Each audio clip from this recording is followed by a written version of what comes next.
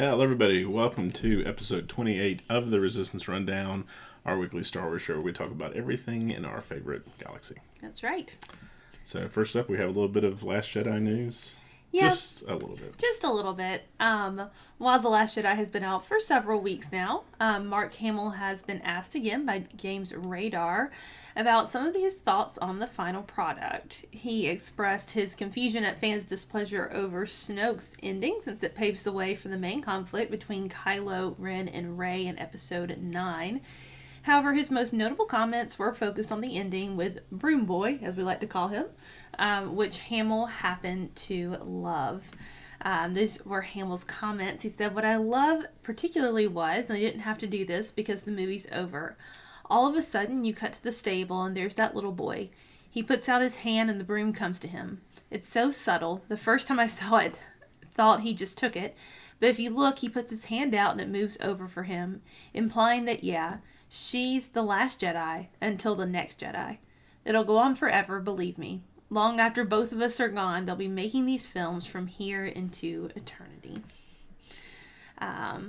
So, Jonathan, what do you think about Mark's comments? Do you agree? And before you answer, Alicia said, "Hello, beautiful people. I so enjoy y'all's shows." Thank you, Thanks, Alicia. Alicia. Appreciate you tuning in. Absolutely. Yeah, I like his comments. I think he's right on the money there. I don't think Oh, Broom Boy. old Broom Boy is. I don't think Star Wars is slowing Tamiri. down anytime soon. Mary So Black, was that right? that sounds simple. I like Broom Boy. We'll just call him that. We like to call him Broom Boy. It's true. I thought it was, a lot different ending than what we've normally had. Oh, yeah. And I was totally fine with it. I thought it was a nice, um, circular kind of thing for what the movie was. Absolutely. In a nutshell. Yeah. That's the word I was looking for. Well, you guys let us know what you thought about the end of The Last Jedi. Do you like the little bit with Broom Boy as much as Mark Hamill did? Mom just commented and said, "Excellent comment. I agree. I think it really sums up the entire theme of the movie, and it gives a nice ending to Luke's story." Obviously, a lot of people were not pleased about Luke making his exit in the film, but I think it was a very nice comment to his legacy and the hope that he instilled. Since he was a New Hope back in the day. And that continues on, even in his death. So, Yeah. way to go, Mark Hamill.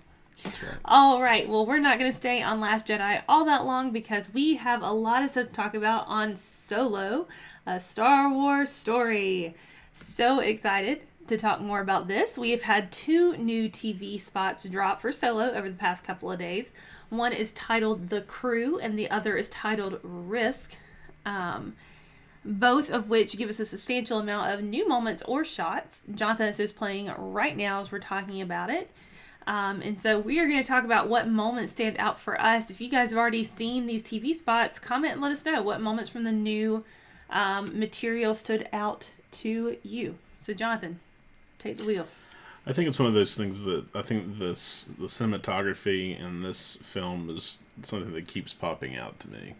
Bradford Young was the cinematographer on this film, which if you've seen Arrival or Selma, he's done a lot of really great films. But it's very cinematic, but you kind of have this, there just is this Western feel to a lot of these shots.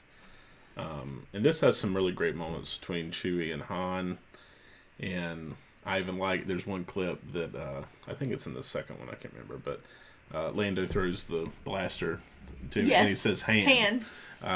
Which is just a little thing, but I just like that they carried that over from Empire. So Yeah, I agree. It was something that drove me crazy, like, back in the day. 'Cause back in the everybody day. else calls him Han, and then Billy D. Williams just walks up and is calling him hand. Yeah. But I love that they kept it as, like, a common thread. And I love this bit here with Chewbacca and him at the end. That's just so good. And then flipping the, I have a good feeling about this. Yes. Kind of on its head from what it typically is. Yeah, no, totally agree. I'm really liking the vibe that we get from Chewie Han in all of these shots. One of my favorite things about it, though, is the way they utilize sound and, like, the flipping of the knobs and the switches. And even in the first spot, about the crew, he's tapping his cards on the table, on the sabacc table, and it's in time with what they're doing. And I really love that. Yeah. a lot. So I'm curious how much of that makes it into the film and how much of that is just trailer. Yeah. I don't care. If it's not in the film, it's fine. Yeah. But it's been so brilliant in the marketing of it, I feel like. It's very much stood out and it's given a tone to the trailers and to the TV spots. And let's just talk about how cool Lando is. I don't know. Yeah. I almost thought about bringing the Lando pop over here for the Oh, show. But. you should have. Yes, we have several of the new pop figures. Unsurprising, I know. If you know us at all, we have a problem.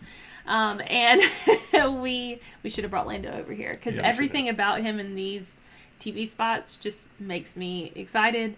The Han thing, but just his cool, every single comment he makes, he's so cool. That's all I know. Yeah. And I also like Beckett's comment about these people are not your friends. And he makes, he says that, and of course it's going to be part of a whole theme of the movie about who can you trust, who do you trust, and who comes out at the end. Obviously Chewie is someone you can trust, but, he doesn't totally know that at that point either. No, true. So, going back, Dad had commented he is BB-8. Right. And then Megan said, hello, Beaches. Hello, Megan. Hello, Megan. Thank you for joining us. You just came in time to talk some more about Solo. So Empire Magazine recently revealed several new covers for their Solo-centric issue, which hasn't dropped yet, but they are starting to give little tidbits from the material. That one in particular is the subscriber-only cover. Because I really like that. It's kind of a nice shot from the trailer, too. Yeah, it is. Unfortunately, we're not a subscriber, so that's a thing. Well, yeah. But hey, we still have the image, so booyah. So take that, Empire. That's right. So in addition to the covers, we have 2 new images from the movie as well. It's just like I said, a few tidbits coming out from the articles. Yeah. The first is in relation to Dryden Voss, who is played by Paul Bettany. They revealed a new photo, and they said this: Voss is being touted as Solo's main villain, a facially scarred big shot criminal overlord who recruits a crew of reprobates for a heist. The character was originally portrayed by Michael K. Williams back when Phil Lord and Chris Miller were directing, but is now portrayed by Paul Bettany in Ron Howard's film. The article also goes on to clarify that he is not related to Jedi Master Quinlan Voss, just a fun coincidence that they happen to have the same last name, sames aren't in our world. Yep. And that you can see the Mandalorian armor behind him in that shot, which was really cool. John's going to bring it back up. A lot of people are already, speculating if we're going to see Boba Fett come into this, when, if so. But regardless, we have a Mandalorian decorative addition to everything. It's not entirely clear if that's somebody or if it's a prop in that room. Most people are thinking it's a prop. Yeah. It looks like an older... It's very samurai-ish. Yeah, it is very samurai-ish. Which I appreciate. Yeah. We also got a new image of Han on the conveyance during the heist and confirmed that it was taking place on the planet of Vandor, which is characterized only as a snowy planet, so the desert thing is not taking place there. Empire's comments accompanying this photo were as follows: the sequence has been teased in the trailers for the latest non-Skywalker entry in the Star Wars universe and promises a different kind of action to the usual epic battles and lightsaber duels. Part of the challenge is to come up with new, inventive kinds of action we haven't seen in Star Wars, Solo co-writer Jonathan Kasdan told Empire. We often referenced Heat and Thief as high-end criminals doing serious jobs that involve Huns and big hijackings. Of course, more information will follow once the full issue has been released. But, you let us know. Is anything out of this standing out to you guys as you see the photos and hear these comments? What about you? Yeah, Empire usually does a pretty good job of kind of fleshing out what Disney wants them to as far as plot goes. It's interesting that Bettany is more of the main villain. As I feel like it hasn't, for a while there, you kind of felt like touted as the main villain. Yeah, so I'm kind of curious, which actually we're going to talk about this a little bit later, but they had the Kasdans on the Star Wars show today. If you don't check that out, it's a lot of fun. But one interesting thing that they said was that Enfys Nest is kind of like part of an alternative team, kind of the opposite of what Beckett and Han and that group of people. So it was kind of it was more context for maybe they're a rival kind of gang and not like not the head honcho. Right. So was a nice little detail to know. Yeah, definitely is. And I thought everything with the Mandalorian armor was pretty cool. Obviously, we don't really know all the story there. But even in the shots that we get of Dryden Voss and like him, smashing stuff whenever he's having his temper tantrum there, it strikes me as very Thrawn-ish because I think of Thrawn as being such a collector of everything. If you guys haven't watched Rebels, then, you should. It's over now, so you should just watch everything and catch up. But Thrawn was a collector of artifacts from all these different conquered groups and everything, and he had it was weird, he had a really strange appreciation for art and culture. And that scene with Voss in this picture kind of reminds me of that. Yeah. Which Megan said, I like the Mandalorian armor. I'm hoping Boba Fett comes into play.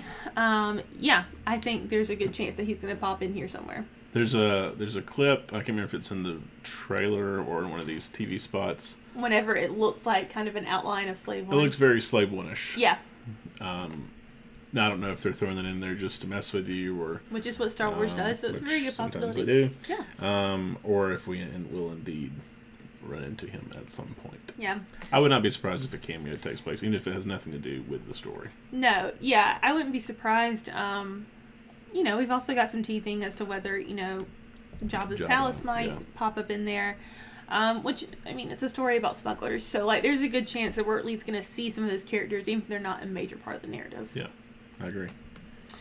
Well, moving right along, thanks to some Twitter conversations, we always have a little bit of buzz going on around the Star Wars universe. First up is a conversation between Pablo Hidalgo and a fan. The fan mentioned that in Return of the Sith, you see the Millennium Falcon on Coruscant looking old, and now in the solo materials it looks different. So they asked Pablo, of course, what's the deal? Pablo always gets asked these questions. It does appear. And Pablo's comment was that the Falcon has always been old. Lando's version best represents his taste. Think of it not only restored, but also customized. Which someone tied that into a later comment as well. It was kind of perfect where Lando said something that would make sense. He's dismayed at the look of the Falcon, which obviously, he has very high-end taste. Yeah. So, additionally, Ron Howard mentioned that Emilia Clarke is great in Solo, but tight-lipped about Game of Thrones, to which someone responded that they only love the Jedi and Sith stuff about Star Wars. They're purely watching Solo for Daenerys. Howard commented in response that he doesn't think they'll be disappointed and to enjoy. So you guys tell us, what do you think of these comments? Jonathan, what do you think of Pablo's explanation for the way the Falcon looks? And when Howard says he doesn't think he'll be disappointed, is he talking about Emilia's presence in the film, or is he possibly hinting that something Sith or Jedi related might pop up? Well, as far as the Pablo stuff, Pablo Hidalgo does a great job of trying to field 8 billion questions a day on Twitter. He regularly clears out all of his Twitter responses, by the way, because he gets so many things. Yeah. So I can't imagine how much of his day is spent just trying to answer Twitter questions. But bless him. But there you go. As far as, is there 100%, canon alignment on every sort of Star Wars? No, of course there isn't. They try their very best to explain away some things that don't make sense. They do. However, this one is not a big deal to me. Yeah. Is it possible this thing could have been run down and then Lando restored? Sure. That's not the most intense thing to explain. That cameo in Revenge of the Sith is so short anyway. Yeah, I mean, it could be another Corellian freighter for all whatever. It doesn't matter. That's the least of my worries in Revenge of the Sith. And then as far as Ron's comments, I don't really think that's addressing Sith stuff. People have taken it and run with it. Of course they have. People taking sentences and running with fandom. It. What else happens? Oh, the internet is full of only good things, as we know. I think he was just saying enjoy the movie. It would make in her performance. Yeah. I don't think it was. Yes, you won't be disappointed. There's a lot of Sith Jedi stuff in here. That wouldn't compute for me. There is still a possibility that we're going to see a cameo from Vader. Sure. Which is technically Sith related, so. Technically, sure. And the other thing is, if it does play in, you don't know what kind of things Han is being hired to smuggle. Yeah. Yeah. Because if you go real deep into the canon, guys, you begin to realize that the Empire was collecting different Jedi and Sith artifacts. How did he get those? I bet he used smugglers for part of them. So, Yeah, this is always a possibility. fun possible connection. You're welcome. All right. Well, with that, the official runtime for Solo has been revealed by the Cannes Film Festival. According to the listing on their website for out-of-competition titles, the film will clock in at 2 hours and 15 minutes. So,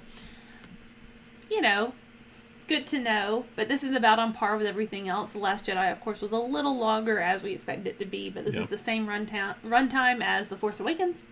Mm-hmm. And 2 minutes longer than Rogue One. So this is pretty standard fare. Yeah, in step with everything else we would expect. And lastly, as Jonathan mentioned earlier, on the Star Wars show today, Anthony Carboni was able to sit down with Solo screenwriters Lawrence and John Kasdan. They talked about how they came on board to write this particular film, and Lawrence Kasdan talked about going back in time to write about this character that he helped form 40 years ago. One of Lawrence Kasdan's standout comments from the interview was this: "What we started with in A New Hope was a very cynical guy, and it allowed for a character arc that naturally lent itself to this movie, which is how do you become a cynical guy." They also talked a little more about Donald Glover as Lando and our new droid character L3.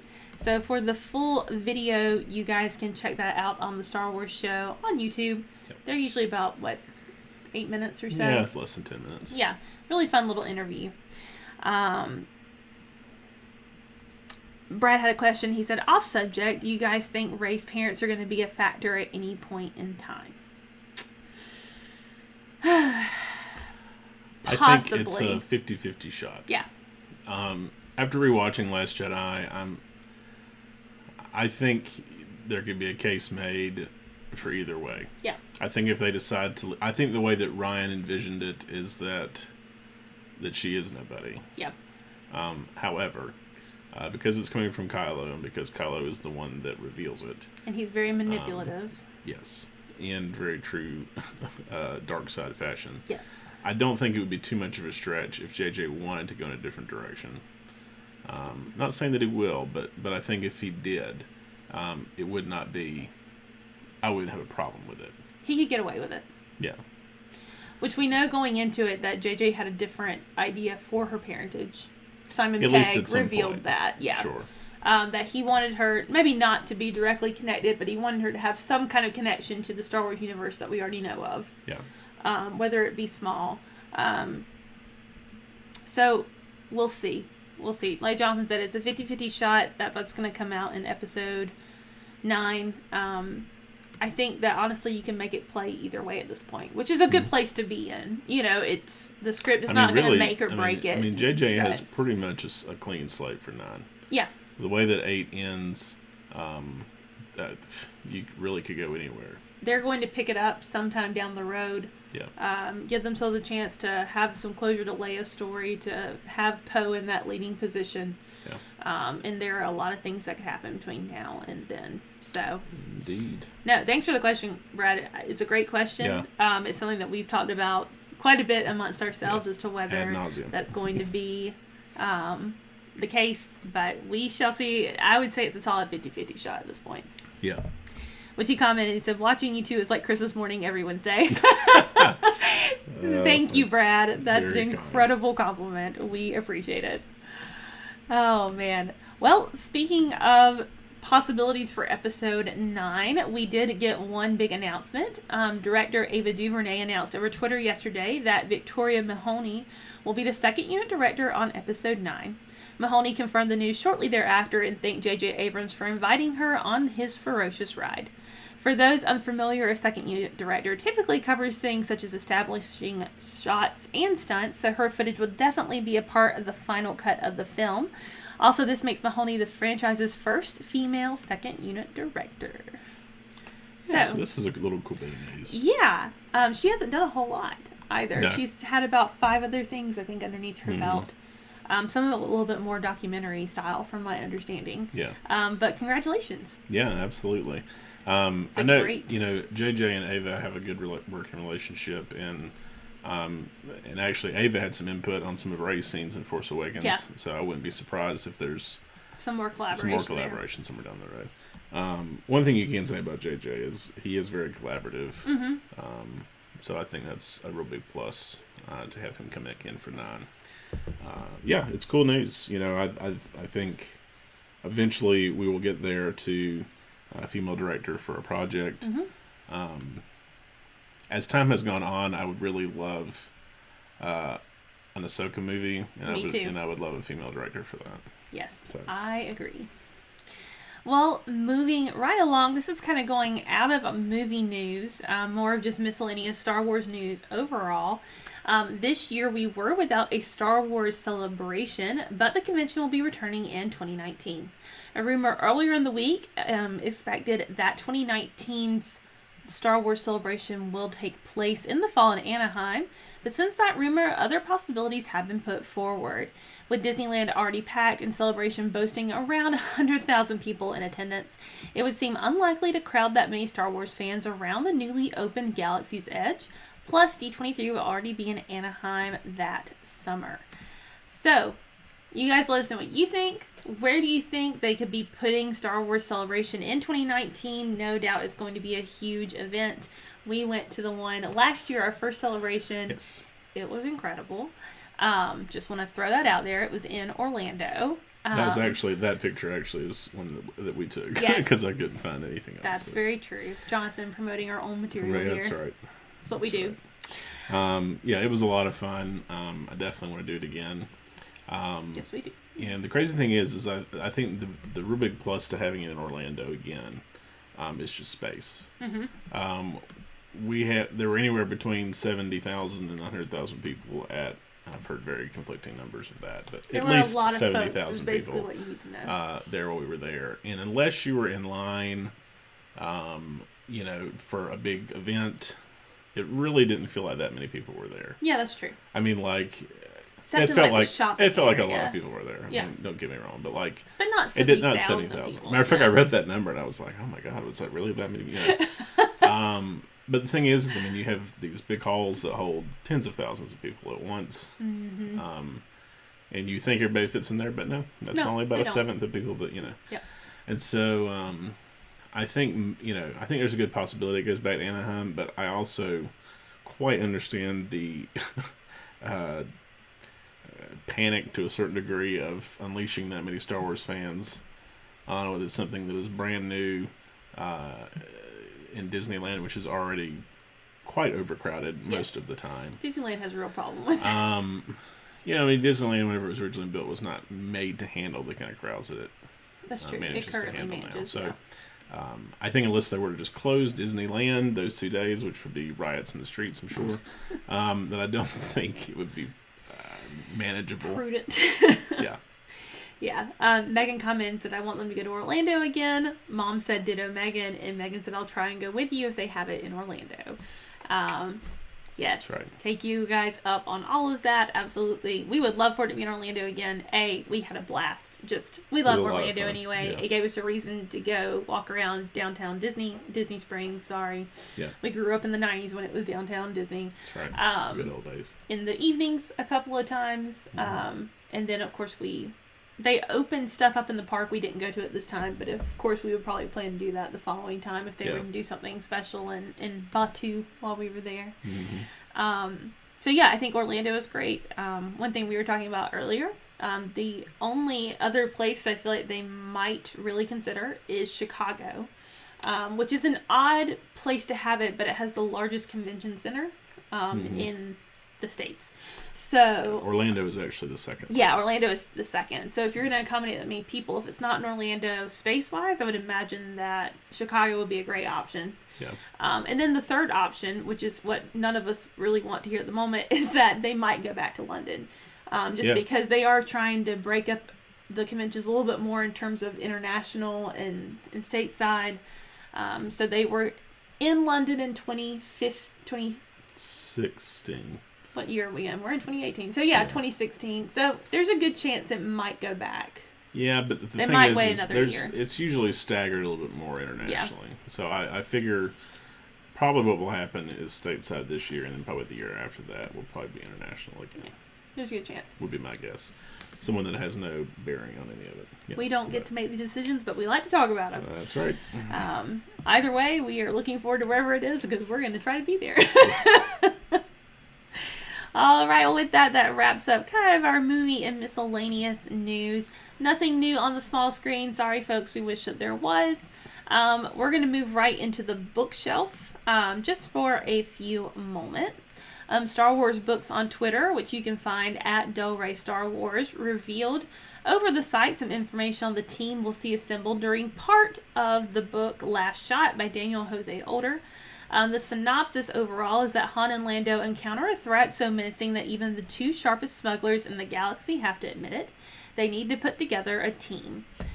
So they had some really fun graphics that went along with this, with each new character. You had one for Lando, which they called Impresario, Smooth Talker, Fashion Icon. Seems very I didn't get around to getting all those appropriate. graphics. Oh, it's just fine. So you know. We have Kasha Batine, who is a Twi'lek woman that stirs up all kinds of feelings in the Old Scoundrel. She's a strategist, and she is good with a blaster. We have Florx Biggles, which is a great name. Lando's right-hand man in regards to droid maintenance. He's an Ugnaught mechanic. He loves droids and doesn't care for people all that much. Of course, we have Chewbacca, our favorite Wookiee.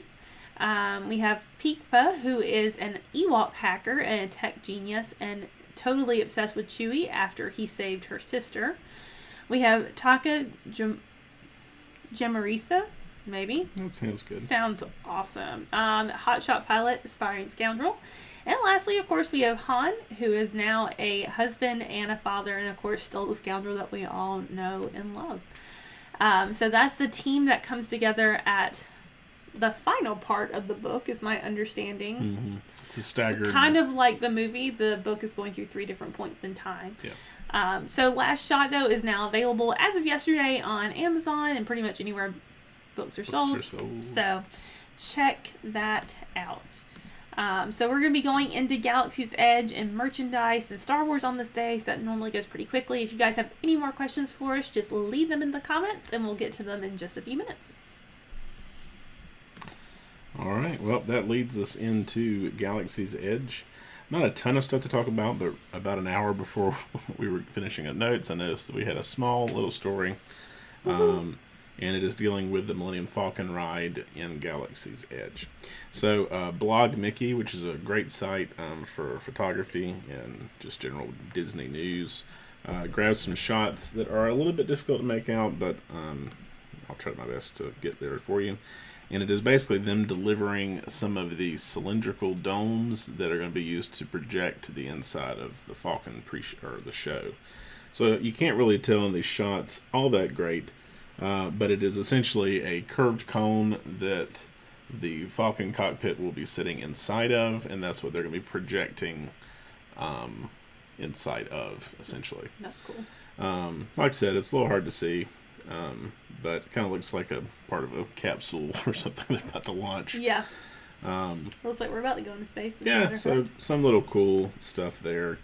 For one, I'm very much looking forward to it. We talked last week of some of the footage that was shown. So one little detail, but cool nonetheless. Yeah, absolutely.